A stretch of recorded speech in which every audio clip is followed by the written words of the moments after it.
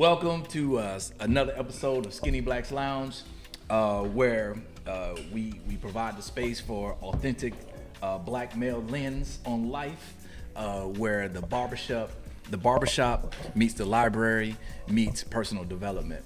And so we got a special guest here today. We got our man, Dr. Taj Eldridge. Yes, sir. Give it up, get some claps. Yeah. So, Fall 93 in the house. There it is, Fall 93. What's up? So, hey, we got some questions, but before we dive straight into all the questions, Taj, what do you want the people to know about you? Yeah, well, number one, happy to be here. What's interesting is that my line name was Skinny Pimp, so I am definitely in the space. I am no longer Skinny Pimp. I'm full size pimp, but it's still all good. But I joke with that because I think one of the things that's missing is authenticity, and authenticity in our people. And even though I have a doctorate degree, I'm in finance, I'm still the same way here that I am in the house. And I think that.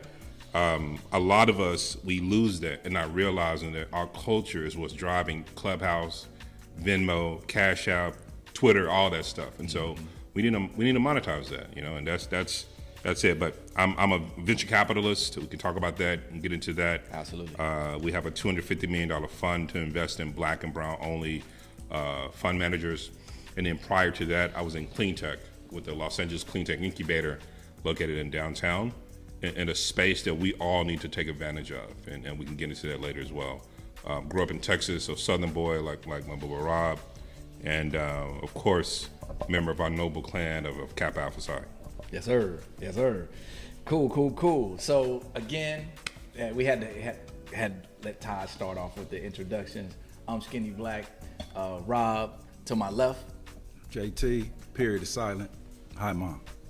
And actually, off camera. We have Lebo. Hello. A ghost. He's still a ghost. So let's hop into it. So I like what you said, man, about us driving the culture. Yeah. But let's back up a little bit, man. Tell us about some of the business. I mean, you're an entrepreneur. Yeah. Tell us about some of the stuff that you started. Yeah. Well, I want to preface this and say that a lot of times out here in our community, I always hear like, yo, I want to own my own stuff. I don't want to work for nobody. I think that's bullshit, because at the end of the day, you always working for somebody, either your customer, your wife, whatever, God, whoever you're looking at. The key to it, though, is that being in control of what you own and ownership. And even when you're working with somebody, I never like to use the phrase working for somebody. I like working with. You can own your intellectual property, what you create. So for me, I started out in banking. I was at Wells Fargo for a decade, and then went to UBS Investment Bank, did an MBA at Pepperdine, and then the PhD program at Claremont before going to a private equity fund. And that's when I first started learning about like venture capital. And actually, the way I learned about all this stuff was through one of our frat brothers, Reginald F. Lewis, who wrote a book, Why Should White Guys Have All the Fun? Yeah. And that was like the first time I heard about venture capital, right? And so from that standpoint, the first couple of investments that I made failed miserably, lost a lot of money. My wife was super pissed. And but then I ended up having one that kind of took off that was in the political space. They got acquired, which means another company purchased them. And then another company I worked with, same thing happened with them. They were acquired by a company from the Netherlands. But Rob, to your point, the companies I've been involved in, invested in, have been from the clothing side. I was an equity partner and CEO of a company called Boswell that most people may remember as dressing Andrew Wiggins when he got drafted, LeBron James, the late Kobe Bryant. I used to say we dressed everybody except for my man Russell Westbrook. I was part of a company that dealt in the wine space that was really kind of making, culture to wine. If you remember, at one point, everybody was on craft beer. Craft beer was like making it, and wine was steadily tanking. Mm-hmm.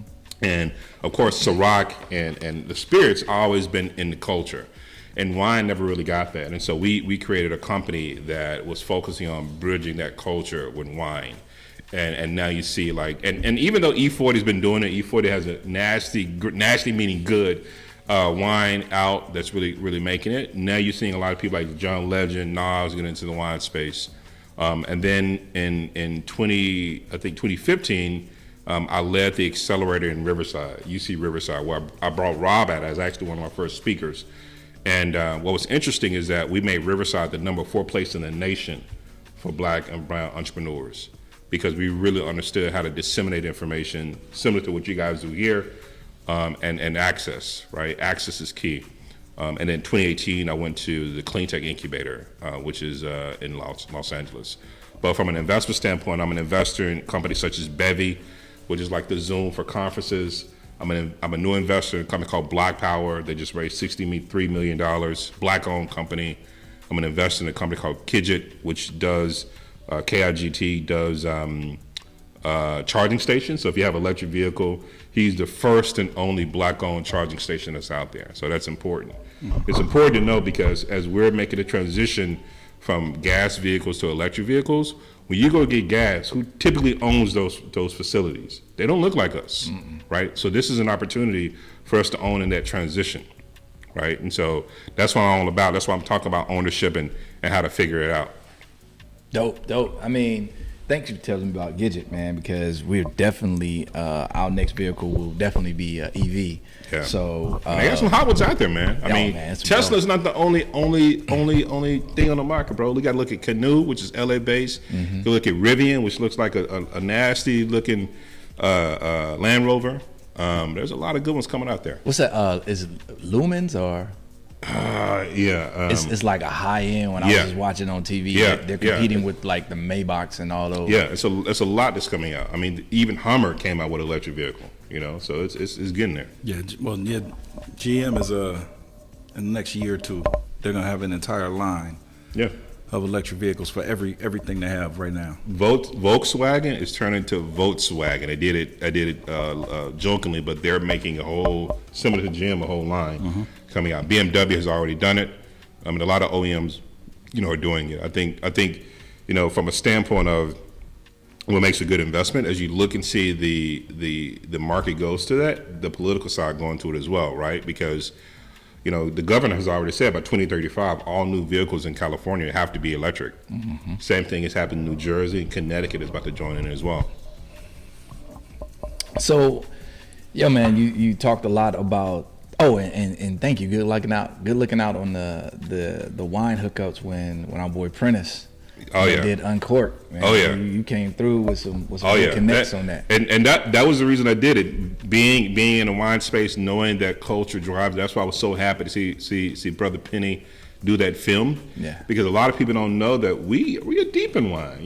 There's Black-owned wineries like the Brown Family Estates is out there. And like we're the ladies are drinking Moscato like it's crazy. Pink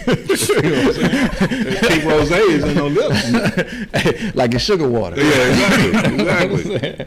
So cool, man. So how did you get started, man? So it's a lot of cats out there saying well, let's break out two specific things. Yeah.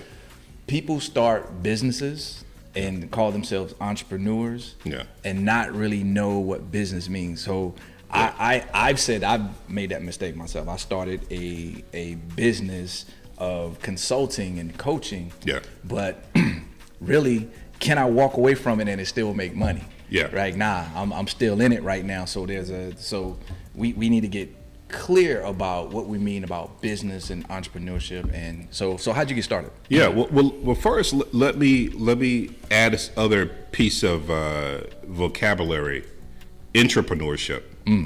Entrepreneurship. Do you guys realize how Hot Cheetos was created? No. So this cat that worked as a janitor for Frito-Lay, Mexican cat here in Rancho Cucamonga. If you ever had elote, right? Elote is the Mexican spice corn, which I love, right?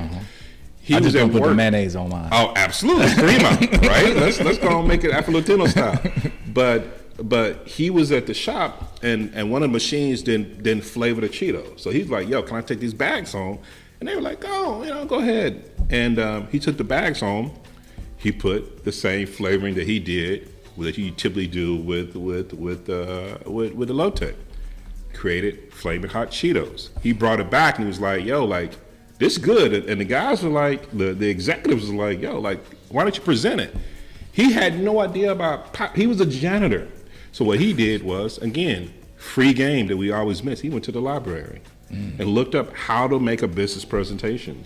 He ended up making a business presentation, became an entrepreneur because he created this product line, ended up making a good amount of money, still working at Frito-Lay, and now he's like some exec. Well, he's retired now, but at the time he became some executive for Pepsi Cola because Pepsi owned Frito-Lay, right? And so the whole point of the story is that whether or not we're entrepreneurs, kind of going on ourselves, making a lot of risk, or entrepreneurs, the whole idea is about intellectual ownership, right? Same thing with the handheld, the Game Boy. Same situation, Game Boy. The guy who designed Game Boy was a janitor. So shout out to the janitors out there, man, because yo, the whole idea is that talent is universal, but opportunity is not, and that's what we got to do. But back to me, like you know, I grew up in I'll be honest, I grew up in an area where you do two things: you either hoop or you rap. And well, there's a third thing you probably didn't. Yeah, well, I was going to kind of keep it PG, but let's go and go there because I have some cousins do it. They were slanging, right, which was entrepreneurship. They understood it, and a lot of my relatives were Bloods in Texas because you know I know we're here in California, but there's something back in the day they're talking about banging in Little Rock, and bro, the gangs in the South went hard. You know, they had a lot to prove, so. You know, all of them didn't really want me to get in trouble, but what I peeped was how they managed their business selling dope. I peeped, and it's interesting. We joke about the corner boys selling dope. I equate that to the VCs that are out there. They're slanging these safe notes. They're slanging these documents, right, to get people to sign it. But I think for me, I was a poetry major in undergrad because I wanted to rap, and I figured, well, you know, if I'm gonna rap, I need to understand poetry. And my dad was like, I don't give a shit. You gotta go to school, you know. So I didn't really get into entrepreneurship until like after seeing it as a banker, right, and really kind of looking at it. And I think for me, my first business was a guy that was doing this back when Blackberries was around, like this online therapy situation called iListen, prior to even the iPhone. And it's so interesting. We were too much ahead, but we didn't really have the format, right? And so I wish now would have held on to it. Now that everything's you know. But I think for me it was a learning process. It was a learning process of looking at people. It was a learning process of failing. I think we don't allow ourselves to fail as people of color when we're building businesses because failure. I don't look at L's as losses. I look at L's as learnings. Yeah. You know, and I think a lot of times we're like. You know, like I can't fail. Like we're so used to like always having to succeed, not realizing there is a lesson in that journey. You know. Yeah. So I think that's been my pathway. Well, you know, I always talk about with clients. We talk about progress over perfection. So just stay moving, stay in motion. Absolutely. Yeah.